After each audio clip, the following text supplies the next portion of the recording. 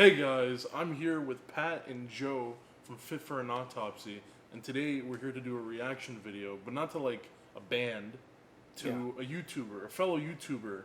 And do you want to... Galactic Criminal. He's doing Die Artist Murder Holy War. I'm actually kind of psyched. Do you know who Galactic Criminal is? I've seen a few videos, yeah. Yeah, he's a wacky motherfucker, dude. Yeah, he's has cool. fun. Can I curse? Yeah. Family friendly? Friendly. All right, cool. Let's go. Yeah, I think it's cool to like not be put under the pressure of having to judge an actual band song. So thank you guys for giving us a little out. Like we love like, you know, the friendly shit talk that happens, but I mean it's just kind of cool to come out, relax, and watch a fun video done by somebody in the industry that's in your side of the industry, not in our side. So that's cool. Should be fun. Should we get into this? Yeah, let's go. Yeah, Let's do it. And Thy Arts are good friends, so it's a pretty cool.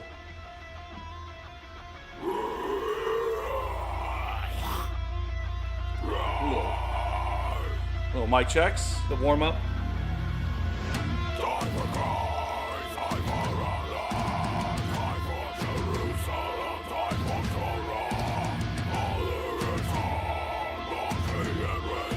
I love this video. It's cool.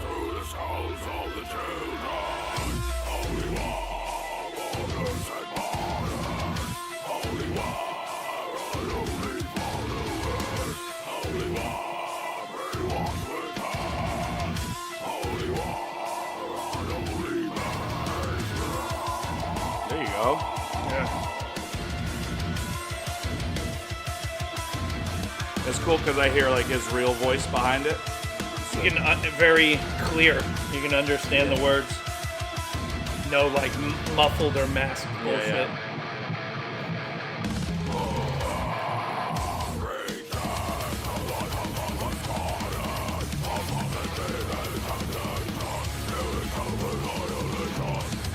He's kind of got like the accent down too. Because CJ has an accent when he screams. Yeah.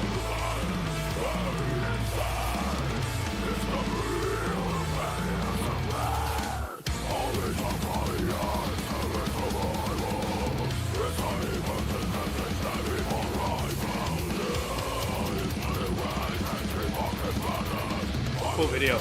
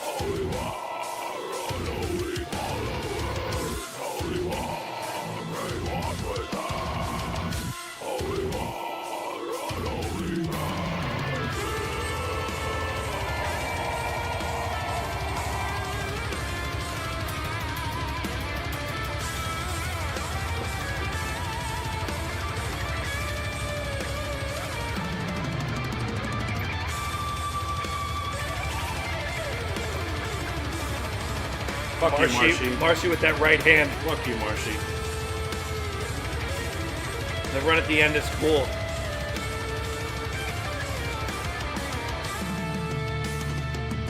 Descend.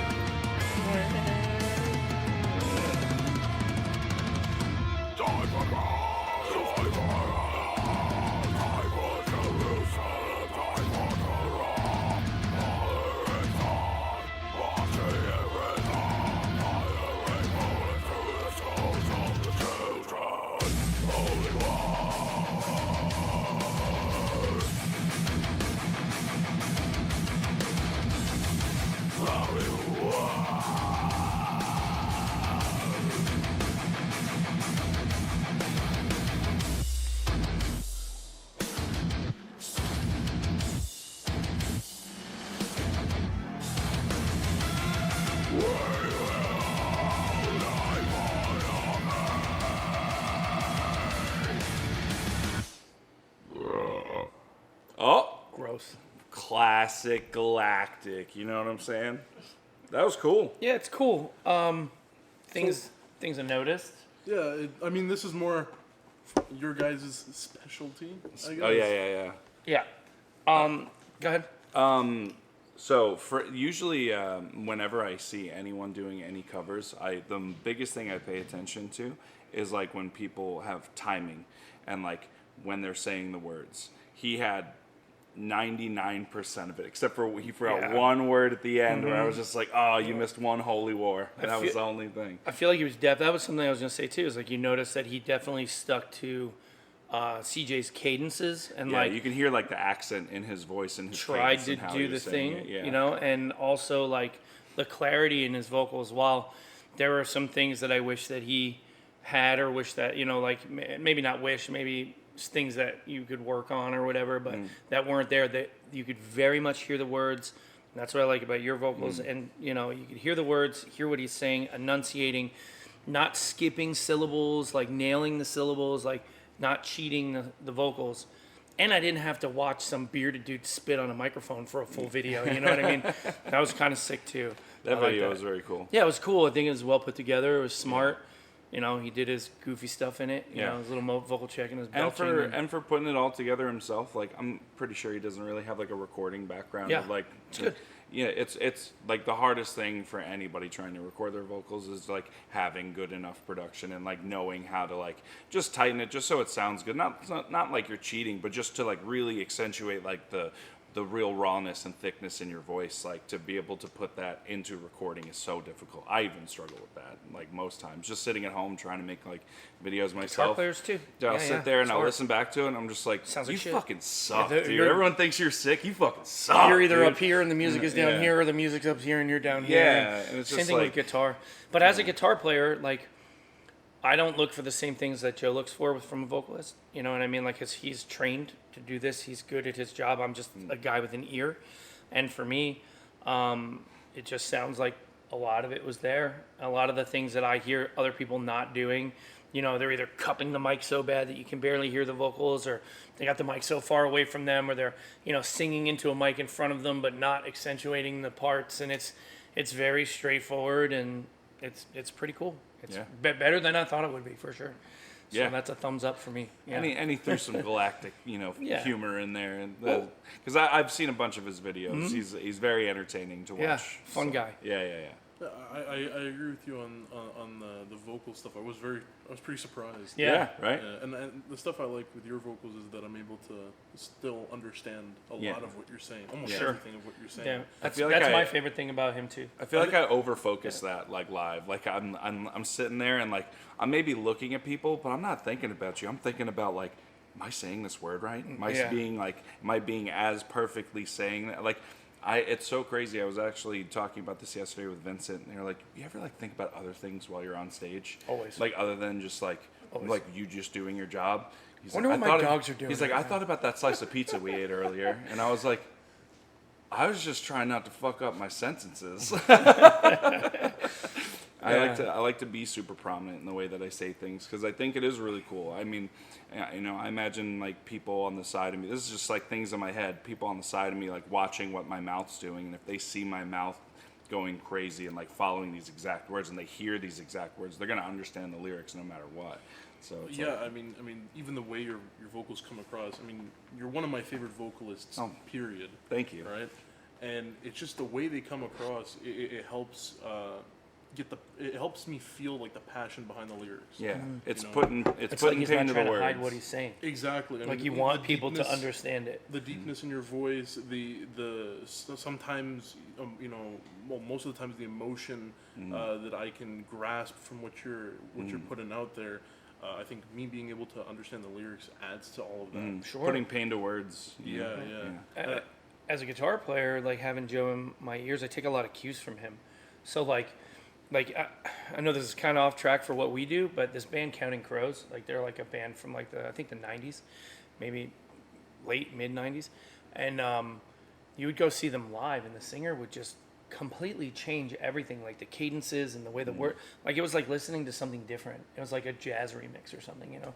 And I'm thinking about like being a player, how do you follow that? Like, what do? You don't know. Everything's different. So Joe's very consistent and repetitive with the things that he does in a really good way. and it helps us play our set better. It helps us move better, and hearing what he's doing with these vocals and trying to emulate that from a singer is important, because that means, you know, dudes like Joe, guys and girls that do what these singers do and like really focusing on that is starting to rub into the industry more than just sounding like somebody screaming into a bucket. Yeah. You know what I mean? And that's so important, I think. And it also makes the music more accessible to people that don't necessarily like very extreme stuff. Yeah. Because if you can't grasp onto the vocals are the first thing that everybody goes for if you're not a guitar player or a drummer, right? So that's really cool, and it's cool to see him kind of grabbing onto that style and doing that. That's cool. I like to see that he's not doing like the typical like deathcore vocalist thing where it's just like, I want to sound super low and brutal. I don't care if you can understand me. It's the sound that matters. It's like I like that he took into consideration lyrics are very important for what we do. Yeah, I think that's what I was kind of scared about, was because deathcore is not my favorite genre, right? But there's only a few. Me either. See, there's only a few bands that really do it right, and you guys are one of those bands. Thank you. I think one of my biggest problems I've said on the channel is that deathcore vocalists, you know, it's a make or break thing. Like, I can enjoy the music all I want, but the vocals, it's make or break. Yeah. And most of the time, it's break. Yeah, yeah. Right? So, well, because it becomes a thing where everyone kind of just sounds the same. Exactly. You know? Like everyone has this low, swampy like roar, and it's just like everyone goes ooh or ah or roar. It's like, guys, for years we've been doing this shit. It's like when I look at a vocalist, I want to know that dude's gonna have so much of a different voice, because I hear his rawness in his voice and the anger and like every bit of emotion, and just like hearing his voice behind it. You know what I'm saying? When you can hear somebody's accent from what country they're from in their vocals, is really cool. That's why I liked Architects a lot too. Yeah. Architects was great. CJ does like different things with his vocals sometimes, like I call it the vampire thing sometimes, where he like, you know, blah blah blah blah, like he's got this like thing. It's scary sounding, but it's also kind of like, because I know him, I know what he's doing. And I think our industry, our corner of the industry, the deathcore world, of the thing I've heard Fit for an Autopsy called things from like everything from like progressive deathcore to post-deathcore to all these different genres of shit. But the problem is when you start doing that and you start like singling it out, then you take away from other people being able to do those things, because then, oh, well, I don't want to not be a deathcore band, or I don't want to be a deathcore band, or I mean, if you look back at the like late 80s, early 90s, like the first real wave of death metal, everybody had their own thing. Bands had breakdowns, bands had different kinds of vocals. You didn't see a lot of clean singing, which is being more introduced now because of, you know, the bands that are bigger in the world doing what we do.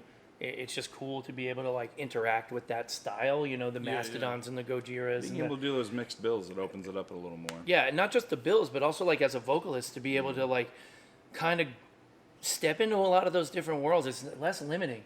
You know, the reason that I find deathcore boring is because it is boring. Because you can buy 5 records and listen to all 5 records and have it all feel like almost the same band. That's why I think the mixed bill stuff does good. Like Acacia, Esquela Grind, and us is like very different brands of extreme music, but it all works together really well. And then we did Full of Hell Primitive Man with Acacia and us, and that fucking murdered it in the States. So it's like this thing where stop limiting your genre. You know, stop saying, oh, I'm only going to tour with deathcore bands, or I'm only going to do this. Like, you got guys on the internet doing cooler stuff with vocals than you do with some people in bands. Like, step it up. Like, do the thing. Have fucking fun. And who cares what people call you? Just do cool shit. You know what I mean? I don't know. Yeah, a lot of bands get pigeonholed into, like, the genre, and it's just like... And they don't even do it themselves. It's like, at the end of the day, just write what you think is this really sick record, and then whatever people are going to label it, let them fucking label it. I'm not going to label it as anything. I'm just going to be like, hey, this is some really cool shit that we worked on, and label it however you want. Just don't... Yeah, I don't care what don't you call be me. not open to it because it's labeled something. Yeah, I don't care what you call me as long as you keep calling me.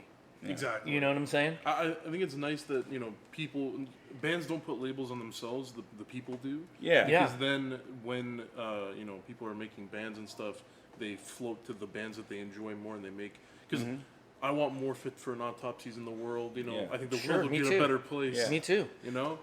And all Fit for an Autopsy is a band that's not afraid to do different stuff. Exactly. If you listen to our records, like our first record, Process of Human Extermination, certainly a deathcore record. Yeah. Hellbound started to become something This different. is like even more of a deathcore record, though.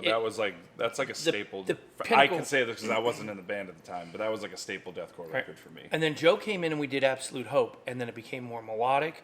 Joe has a bag of tricks that our old singer didn't have, and we were able to kind of experiment.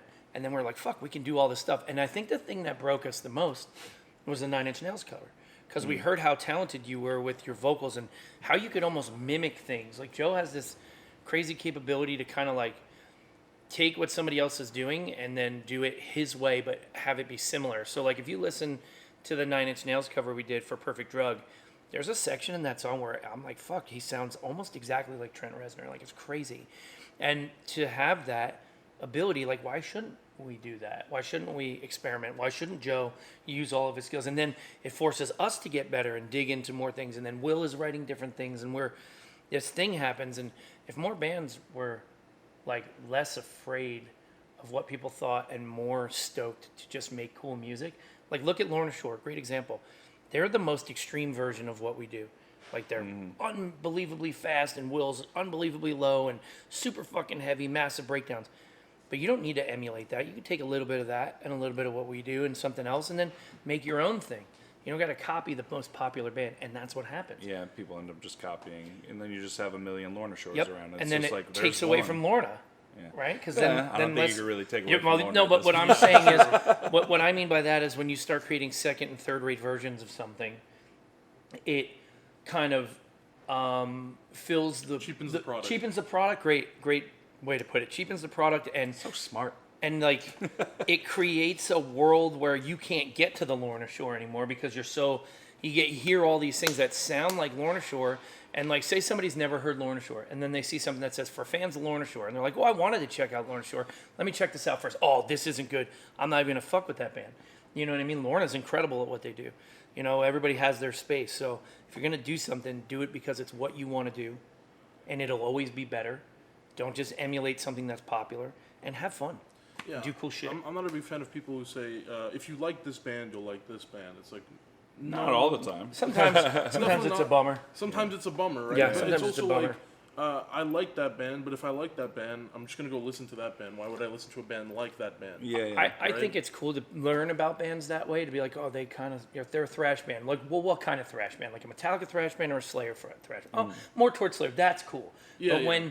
when a band I've never heard of before is tagging our page, like over and over and over again, it sounds like Fit for a Nata, and then I go listen to it, I was like, is this what we sound like? We don't sound like this at all, Like, it's weird. Just do your own thing. Have fun. And, Yeah, rather people say like, oh, we have hints of this and hints of Well, this. it's great. It's great to grab inspiration from Exactly. all of these things, and like people are going to be grabbing inspiration from bands forever. That's what we do. It's just we are all products of inspiration, Sure. And moving forward, that's not going to stop. Yeah. But yeah, just completely jocking things and like trying to sound exactly the same. That's like.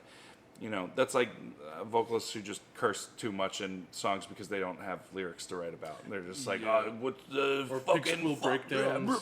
Yeah, they're not even saying anything. Like, you look at the lyrics and it just says, like, roar. It's blank. It's blank. Yeah. It's blank and there's vocals there. Or has It's the like little- it sounds cool, and like listen, when I was younger, I thought that shit was fucking awesome. I thought it was really cool to listen to it, and then like, you have a couple months of that, and then you're just like, all right, now I need to know what's next because it's all starting to sound the same. I think it's more of And again- you find something that's similar to that, but it's something that it teaches you a little bit. Like, you go from those Pig School breakdowns and you're like, oh, these are great. But then you hear a song where maybe it doesn't have a Pig School breakdown, but it has some similar elements to that song that you really like. And you're like, why did I like that? This is way better. Yeah. It's kind of like your own evolution. There's nothing wrong with having bands that you like to listen to occasionally and then bands that you love and listen to every day. And people will say, oh, Fit sounds like Gojira. And occasionally that's true, but we're also influenced by Morbid Angel, which is one of their early influences, right? So if you explore the whole space, you can find all kinds of things. Like, you can compare and contrast bands forever, but there is a big difference, like Joe said, between jocking a band and just stealing all their moves, taking their aesthetic, going for their sound, and creating something that's inspired by a bunch of different things. And we're all victims of borrowing from our heroes, but there is a fine line. Like, we've written riffs and stuff where I've been like, we can't we can't play this because it sounds too much like this band. Like, listen to that, and then will listen, or somebody else will listen, and he'll be like, yo, you're right. Or we'll even repeat our own shit. And I'll be like, yo, that riff was on 2 records ago, bro. Like, you can't use that. Oh, yeah, we had a breakdown that he had on Hellbound. And it was like, exactly the same. And I was like, Will. Yeah, we did this already. And he's like, that's why it sounded familiar. So then we got to change it up, you know? Like, you're borrowing from yourself at that point. But I don't want to sound pretentious or like I think that bands aren't good because of whatever reason. I just think that there's so much room out there for everyone to do what they want. If you want to sound exactly like another band, by all fucking means. But when people say you sound like that band, don't get mad about it. Yeah, you can't get mad about it. When people compare us to Gojira, I'm like, they're like the Kings. Like, thank you. You know what I mean? Like, there's not a lot of other bands I'd like to be compared to. But, you know, it's just kind of the rules, man. It's just kind of how it works. I feel like if I was in a band, I'd rather people say, you guys have some elements or kind of sound like this band, instead of saying, wow, you guys sound exactly like this band. Exactly. Yeah, exactly. I think you guys exactly sound like this band kind of puts a little bit on my mental, saying like, oh wow, like, you know, all I've worked for, I'm just this. Yeah, I need to spend a little more time. I'm just part 2. Yeah. Right. But I need, like, it would make me just feel like I need to spend more time perfecting the craft to make something where it's like you have elements of this, but you are your own band. Yes. Yeah. Right. Create your own sound. Exactly. I mean, everybody has to start somewhere. Yeah. You know, you play guitar, you start with the basics, and then you build up, and then you create your own style from that. You know, you steal a little from Eddie, you steal a little bit from Steve Vai, steal a little bit from Paul Gilbert, and then you start creating the sound, and then you can go off and do your own thing. So there's the element of that too. You know, young bands with young kids are going to have to learn, and then by the time they get to their 3rd and 4th band, they're in that groove and doing their thing. You know what I mean? That's important too. It's a cycle. You know what I mean? It's certainly a cycle. Well, yeah, this got weird real quick. no, definitely. This was probably one of the best videos that I've been a part of. You know, yeah. Also, best co-hosts. Oh, Dis and Dad, dude. Exactly. Fuck, bro. Well, I didn't have to, like, you know, try filtering or anything. I was pretty calm. This was a very good. You're a wonderful host. Yeah, you did great. You're You did great. And you actually used a big word before that I didn't know about. Yeah, this is the first. This is the first video I've actually ever been the host of. There you go. You know, he's the one doing this, but I think I did a good job. Did a great job. And I think you guys did an amazing job. I think Galactic Criminal did a great job too. And I think you did a great job too. Everybody's doing great. Exactly. And that's it for us today. This was a great video, and we'll see more of you guys with this tour, and definitely more on the channel. Ottawa tomorrow, Montreal, and then we play FEQ Festival, Kingston, Barrie, and Kitchener, and then we go home. Woo! So that's it. I get to sleep in a bed. Yeah, I can't For wait. 2 weeks. 2 weeks, and then back to Europe again. See you later. Festival time. Yeah, check out their tour dates. Check out what these guys are doing. Fit for an Autopsy is a great band, and if you're in the area while they're on tour, don't miss it, because you're doing a disservice to yourself. You are. Exactly. And have a great day. Don't stub your toe.